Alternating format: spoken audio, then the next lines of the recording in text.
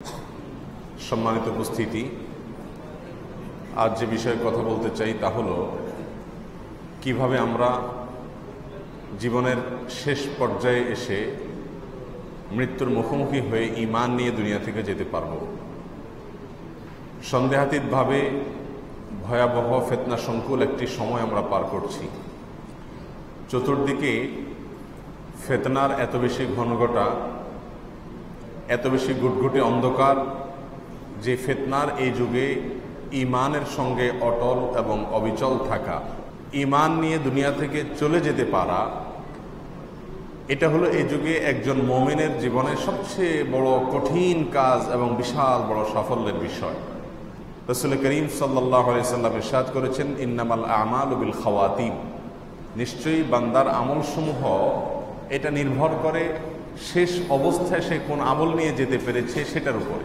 তো জীবনের শেষ অবস্থায় আমাদের পরিস্থিতি কি দাঁড়াবে এটার উপরে নির্ভর করবে আমাদের আখিরাতের নাজাত এবং মুক্তি। সেজন্য একজন মুমিন তার জীবনের শেষ অবস্থা নিয়ে যার পর নাই চিন্তিত থাকবেন, পেরেশান থাকবেন, ব্যাকুল থাকবেন এবং টেনশন করতে থাকবেন যে আমার জীবনের শেষ অবস্থা কি হয়, আমি কি ঈমান নিয়ে যেতে পারি নাকি ঈমান হারা হয়ে আল্লাহ না করুন আমাকে যেতে হয়। সম্মানিত উপস্থিতি, চতুর্দিকে ঈমান হরণ করার জন্য যত আয়োজন বসেছে, বিশেষ করে শেষ জামানায় এসে শয়তান আমাদেরকে ঈমান হারা করবার জন্য যত রকমের উদ্যোগ নিয়েছে, তাতে নিরাপদে নিজের ঈমান এবং তাকওয়াকে নিয়ে কবরে চলে যেতে পারা এটা কঠিন একটা কাজ, চরম কঠিন একটি কাজ। আর এই কঠিন কাজটি সহজ হওয়ার জন্য বেশ কয়েকটি আমলের কথা আমরা পরামর্শ দেব। তার ভিতরে প্রথম যে আমলটির কথা বলতে চাই তা হলো কোরআন এবং সুন্নাহকে আঁকড়ে ধরা। এটা একজন মানুষ সঠিক পথের উপরে থেকে, সিরাতে মুস্তাকিমের উপরে থেকে, জান্নাতের পথে থেকে মৃত্যুবরণ করতে সবচেয়ে বেশি সহযোগিতা করবে।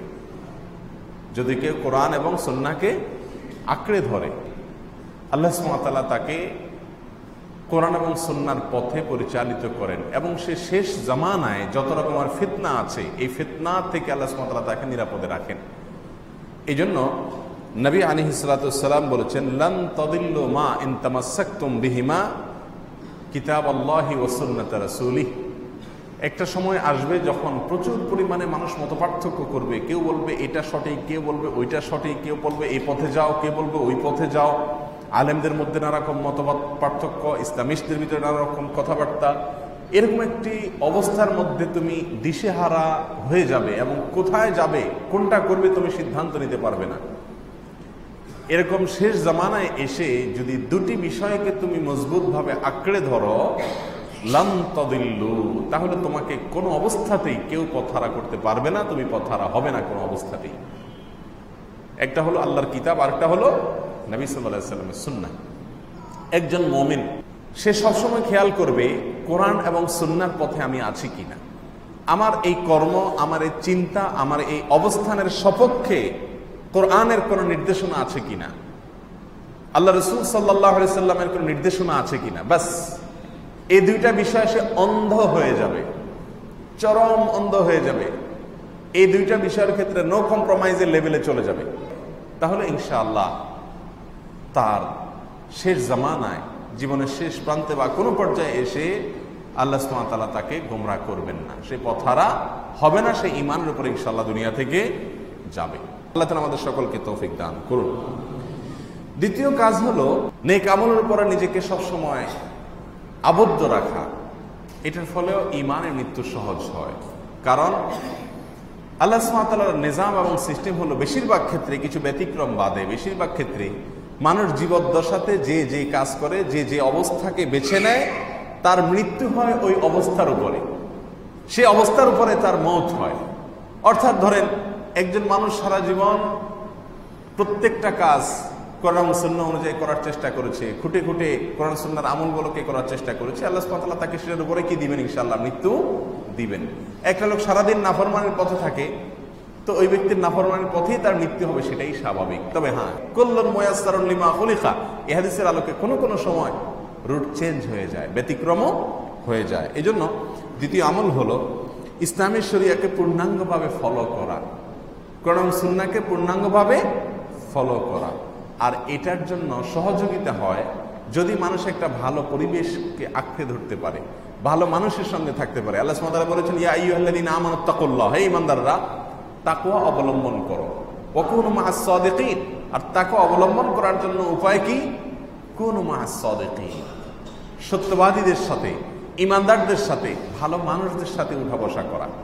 যারা আল্লাহর নাফরমানের বাইরে, আল্লাহর নাফরমানের পথে চলে না, আল্লাহর নির্দেশের বাইরে চলেন না, যাদের ভিতরে ইখলাস আছে, নিষ্ঠা আছে, এরকম মানুষদের সাথে যখন মানুষ উঠা বসা করে, তাদের সান্নিধ্য অর্জন করে, তখন আল্লাহ সুবহানাহু ওয়া তাআলা তাকেও তাকওয়ার পথে চলতে সাহায্য করে। বিশেষ করে ফিতনার যুগে এসে, আখেরি জামানায় এসে এই বিষয়টির গুরুত্ব আরো বেশি বেড়ে যায়।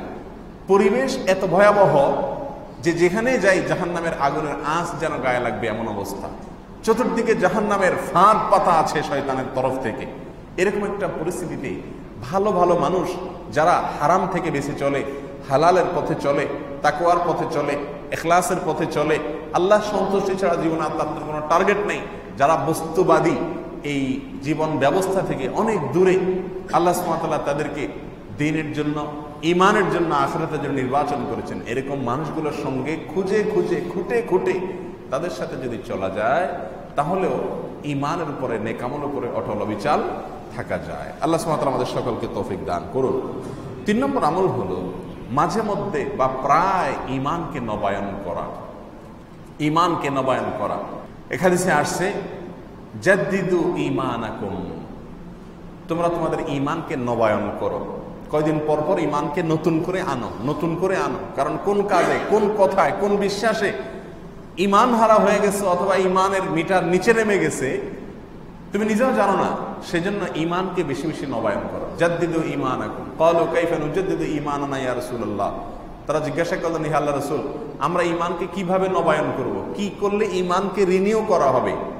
এই রিনিউটা কিভাবে করব? তিনি বললেন, ক্বাল আকসিরু মিন কওলি লা ইলাহা ইল্লাল্লাহ। তিনি বলেছেন যে এই যে কালিমাতুত তাইয়্যিবা, লা ইলাহা ইল্লাল্লাহ, এটাকে বেশি বেশি করে বলতে থাকো। কয়দিন পর পরই কালিমায়ে শাহাদাত পড়েন, ঈমান আনেন আল্লাহর প্রতি এবং ইস্তিগফার করেন, আশহাদু আল্লা ইলাহা ইল্লাল্লাহ ওয়া আশহাদু আন্না মুহাম্মাদান আবদুহু ওয়া রাসূলুহু। কয়দিন পর পরই করতে থাকেন, বলতে থাকেন, নতুন করে ঈমান আনেন। ঈমানকে কয়দিন পর পর ঘন ঘন করে রিনিউ করেন। কারণ শেষ জামানায় অনেক জানা অজানা নানা কারণে ঈমান মানুষের চলে যায়, ছুটে যায়, দুর্বল হয়ে যায়, যার কারণে বেশি বেশি ঈমান নবায়ন করা। এটা হলো ঈমানের সঙ্গে দুনিয়া থেকে যাওয়ার জন্য তৃতীয় গুরুত্বপূর্ণ একটি আমল। আল্লাহ সুবহানাহু ওয়া তাআলা আমাদেরকে বেশি বেশি করার তৌফিক দান করুন। নাম্বার 4, অনেক উলামায়ে কেরাম পরামর্শ দিয়েছেন মেসওয়াক করা বেশি বেশি করে। কারণ রাসূল করিম সাল্লাল্লাহু আলাইহি ওয়াসাল্লামের জীবনের শেষ আমল ছিল মেসওয়াক। তিনি আয়েশা রাদিয়াল্লাহু তাআলা আনহার কোলে মাথা রেখে তার জীবনের শেষ নিঃশ্বাস যখন ত্যাগ করেছেন, তার জীবনের শেষ আমল ছিল মেসওয়াক করা। তো মেসওয়াক করে, কালিমায়ে শাহাদা পাঠ করে, আল্লাহর প্রতি ঈমান এটা প্রকাশ করে দুনিয়া থেকে চলে যাওয়ার যে তৌফিক নসিব হয়েছে, এখান থেকে অনেক উলামায়ে কেরামগণ বলে থাকেন যে এটার উপরে ভিত্তি করে মেসওয়াক বেশি বেশি করে করা, এটা ঈমানে মৃত্যুর জন্য সহায়ক একটি আমল। মেসওয়াক তো আমাদের সমাজ থেকে এখন বিদায় নিয়ে গেছে। এখন ব্রাশ, এটাকে আমরা একমাত্র আমাদের মুখ পরিষ্কারের জন্য অবলম্বন হিসাবে রেখেছি। অথচ ব্রাশের চাইতে মেসওয়াক নিয়মিতভাবে করা, এটা স্বাস্থ্যের জন্য যেমন ভালো, তেমন ঈমানের জন্যও ভালো। আর যদি বলেন যে না, ব্রাশ করতেই হবে, তো ব্রাশ করেন, ভিন্ন কথা, কিন্তু পাশাপাশি মেসওয়াকও করেন। নবী সাল্লাল্লাহু আলাইহি ওয়াসাল্লাম বলেছেন যে আমি যদি তোমাদের জন্য কঠিন মনে না করতাম, লাউলা আন আশুক্কা আলা উম্মতি লামারতুহুম বিসওয়াকি ইনদা কুল্লি সালাহ আও ইনদা কুল্লি ওযু। কয়েক হাদিসে কয়েক রকম আসছে যে প্রত্যেক নামাজের সময় মেসওয়াক করার নির্দেশ আমি জারি করে দিতাম যদি আমি তোমাদের জন্য এটা কষ্টকর মনে না করতাম। এই জন্য মেসওয়াকের আমলটা খুব বেশি বেশি করা, এটাও ঈমানের সঙ্গে দুনিয়া থেকে বিদায় হওয়ার জন্য সহায়ক আমল। এই জন্য এই আমলটা বেশি বেশি করবো ইনশাআল্লাহ। নাম্বার 5, বেশ কিছু দোয়া আছে আল্লাহর কাছে একেবারে কায়মনোবাক্যে চোখের পানি ফেলে একাকী নিঃসঙ্গে বসে দোয়াগুলোর অর্থকে অনুধাবন করে বুঝে বুঝে আল্লাহর কাছে এই দোয়াগুলো সবসময় করতে থাকা। অ্যাপ্লিকেশন করতে থাকা যে আল্লাহ আমার জন্য ঈমানের সঙ্গে মৃত্যু হয়, আমি যেন তোমার প্রতি বিশ্বাস নিয়ে যেতে পারি, আমি যেন বেঈমান হয়ে যাওয়া না লাগে, আমার জন্য শেষ পরিণতিটা খারাপ না হয়, শেষ ভালো যার সব ভালো তার, এটা হাদিসেরই মর্মার্থ। অতএব আমার খারাপ যেন কর্মের মাধ্যমে আমার শেষ এবং বিদায় দুনিয়া থেকে না হয়, সেজন্য নবী আলাইহিস সালাম অনেকগুলো দোয়া শিক্ষা দিয়েছেন এবং স্বয়ং রাসূল করিম সাল্লাল্লাহু আলাইহি সাল্লাম অনেকগুলো দোয়া পড়তেন। আর কোরআনে কারীমও আল্লাহ সুবহানাহু ওয়া তাআলা অনেকগুলো দোয়া শিক্ষা দিয়েছেন, দোয়ামূলক অনেকগুলো আয়াত আছে, সেগুলো বেশি থেকে বেশি পাঠ করা। তার ভিতরে একটি দোয়া হলো আল্লাহুম্মা ইন্নী আউযু বিকা আন উশরিকা বিকা ওয়া আনা আ'লাম ওয়া আস্তাগফিরুকা লিমা লা আ'লাম। আল্লাহুম্মা ইন্নী আউযু বিকা, আল্লাহ আপনার কাছে আমি আশ্রয় চাই, আন উশরিকা বিকা ওয়া আনা আ'লাম, আমার জ্ঞাতসারে আমি জেনে বুঝে আপনার প্রতি শিরক হয়, আপনার প্রতি অংশীদার সাব্যস্ত করা হয়, এরকম ভয়াবহ অপরাধ থেকে আমি যেন বেঁচে থাকতে পারি, আপনার কাছে আমি আশ্রয় চাই। ও আস্তাগফিরুকা লিমা লা আ'লাম, আর আল্লাহ আমার অজান্তে, আমার অজ্ঞাতসারে, আমি টেরও পাই নাই এরকম কোনো ভাবে যেন কোনো শিরক আমার দ্বারা না হয়ে যায়, সেজন্য আপনার কাছে আশ্রয় চাই। আল্লাহুম্মা ইন্নী আউযু বিকা আন উশরিকা বিকা ওয়া আনা আ'লাম ওয়া আস্তাগফিরুকা লিমা লা আ'লাম। আল্লাহ জ্ঞাতসারে অথবা অজ্ঞাতসারে কোনোভাবে আমার দ্বারা যেন শিরক না হয়, এটা থেকে যেন বেঁচে থাকতে পারি। এই দোয়া বেশি বেশি করে আল্লাহর কাছে পাঠ করা এক। দ্বিতীয় দোয়া হলো ইয়া মুকাল্লিবাল কুলুব সাব্বিত কলবি আলা দীনিক, হে অন্তর পরিবর্তনকারী, হে রব, হে আল্লাহ, যার হাতে সমস্ত মানুষের অন্তর, অন্তরকে ঘোরানোর ক্ষমতা আপনার। ইয়া মুকাল্লিবাল কুলুব, হে অন্তরকে পরিবর্তনকারী আল্লাহ, সাব্বিত কলবি আলা দীনিক, আমার অন্তরকে আপনার দ্বীনের উপরে আপনি অটল অবিচল এবং এটার উপরে কায়েম দায়েম এবং স্থির রাখুন, এটার উপরে আমাকে স্থির রাখুন, আমি যেন এখান থেকে সরে না যাই, পা যেন পিছলে না যায়, কোনোভাবে যেন পা পিছলে আমি যেন গুমরাহির পথে না বাড়াই। ইয়া মুকাল্লিবাল কুলুব সাব্বিত কলবি আলা দীনিক, বেশি বেশি এই দোয়া পাঠ করা, নির্দিষ্ট কোনো সংখ্যা না, নির্দিষ্ট কোনো সময়ও না, সব সময় আল্লাহর কাছে এই দোয়া বেশি বেশি পাঠ করা। বিশেষ করে নফল নামাজের সেজদাতে আমরা বেশি বেশি পাঠ করতে পারি, এছাড়া দিনে রাতের যে কোনো সময় আল্লাহর কাছে এটা পাঠ করতে পারি, একাকী যখন হই। তাহলে দ্বিতীয় দোয়া হলো ইয়া মুকাল্লিবাল কুলুব সাব্বিত কলবি আলা দীনিক, হে অন্তর পরিবর্তনকারী, আপনার দিনের উপরে অটল রাখুন, এই দোয়া বেশি বেশি পাঠ করা। 3 নম্বর দোয়া হলো সূরা বাকারার 250 নম্বর আয়াতে যে দোয়াটি বর্ণিত হয়েছে, রব্বানা আফরিগ আলাইনা সবরা ওয়া তাওয়াফানা মুসলিমিন, আল্লাহ আমাদেরকে আপনি সবর দান করুন এবং মুসলিম হিসাবে আমাদেরকে আপনি মৃত্যু দান করবেন। তাহলে মুসলিম হিসাবে মৃত্যু দান করার জন্য দোয়া করা হচ্ছে এখানে, ওয়া তাওয়াফানা মুসলিমিন, আল্লাহ আমাকে ওয়াফাত দিবেন, আমার মৃত্যু দান করবেন এমত অবস্থায় যেন আমরা আপনার প্রতি আত্মসমর্পণ করে ইসলামের উপরে অটল অবিচল থেকে যেন মৃত্যুবরণ করতে পারি, সেই তৌফিক দান করবেন। সূরা বাকারা 250 নম্বর আয়াত, সেটা বেশি বেশি করে পাঠ করতে থাকা। সেই সাথে সূরা আলে ইমরান আয়াত নম্বর 8, এখানেও ঈমানের সঙ্গে আমরা যেন মৃত্যুবরণ করতে পারি, সেজন্য আল্লাহ সুবহানাহু ওয়া তাআলা একটা দোয়া শিক্ষা দিয়েছেন, রব্বানা লা তুযিগ কুলুবানা বা'দা ইয হাদাইতানা ওয়া হাব লানা মিন লাদুনকা রাহমাহ ইন্নাকা আনতাল ওয়াহ্হাব। এর অর্থ হলো রব্বানা লা তুযিগ কুলুবানা বা'দা ইয হাদাইতানা, আল্লাহ আমরা হেদায়েত আপনার কাছে চেয়ে পাই নাই, না চেয়ে পেয়ে গেছি। এই যে হেদায়েতের উপর আপনি আমাদেরকে রেখেছেন, লা তুযিগ কুলুবানা, আমাদের অন্তরগুলোকে আপনি বাঁকা করে দিয়েন না, আমাদের অন্তরগুলোকে জান্নাতের রুট থেকে সরাই দিয়েন না, জাহান্নামের রুটে নিয়ে যায়েন না। লা তুযিগ কুলুবানা, আল্লাহ আমাদের অন্তরগুলোকে বাঁকা করে দিয়েন না, বক্র করে দিয়েন না। বা'দা ইয হাদাইতানা, আপনি হেদায়েত দিয়েছেন, এরপরে আপনি আর গোমরাহ করিয়েন না আল্লাহ। ওয়া হাব লানা মিন লাদুনকা রাহমাহ, আল্লাহ আপনার পক্ষ থেকে অনুগ্রহ আমাদেরকে আপনি দান করুন, ইন্নাকা আনতাল ওয়াহ্হাব, কারণ আপনি একমাত্র দানশীল, আপনি মহা দানশীল, সবকিছু আপনি দিয়ে থাকেন। এই দোয়া আল্লাহর কাছে বেশি বেশি পাঠ করা। সেই সাথে সূরা ফাতিহার প্রতিদিন প্রত্যেক রাকাত নামাজে পড়া আমাদের জন্য বাধ্যতামূলক করে দিয়েছেন রাসূল করিম সাল্লাল্লাহু আলাইহি সাল্লাম। ইহদিনাস সিরাতাল মুস্তাকিম, এই আয়াতটি রয়েছে সূরা ফাতিহার ভিতরে। এটা যখন আমরা পড়ি তখন এটার মর্ম, এটার অর্থ, এটার ব্যাখ্যা, এটাকে মনে করে মাথায় রেখে আল্লাহর কাছে অ্যাপ্লিকেশন এবং দোয়ার নিয়তে এটা পড়া। ইহদিনাস সিরাতাল মুস্তাকিম, আল্লাহ সঠিক এবং সোজা পথ আপনি আমাদেরকে দেখায় দেন। এটা আল্লাহর কাছে বেশি বেশি পড়া। সেই সাথে নবী রাসূলুল্লাহ সাল্লাল্লাহু আলাইহি ওয়াসাল্লাম শেখানো আরেকটি দোয়া, আল্লাহুম্মা ইন্নী আউযু বিকা মিনাল ফিতানি মা যাহারা মিনহা ওয়া মা বাতান। তিনি বলেছেন, আল্লাহ রাসূল সাল্লাল্লাহু আলাইহি ওয়াসাল্লাম বলেছেন যে তোমরা প্রকাশ্য এবং অপ্রকাশ্য সব ধরনের ফিতনা থেকে আল্লাহর কাছে আশ্রয় চাও।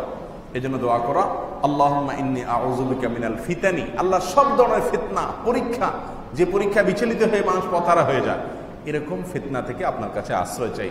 মা যাহারা মিনহা, যে ফিতনাগুলো বোঝা যায়, পরিষ্কার প্রকাশ্য সেগুলো, ওমা বাতান, যে ফিতনাগুলো বোঝা যায় না, উপর দিয়ে ভালোই মনে হয়, ভেতরে আসলে এর পেছনে ফিতনা লুকায়িত আছে, এই সব ধরনের ফিতনা থেকে আল্লাহ আপনার কাছে আমরা আশ্রয় চাই।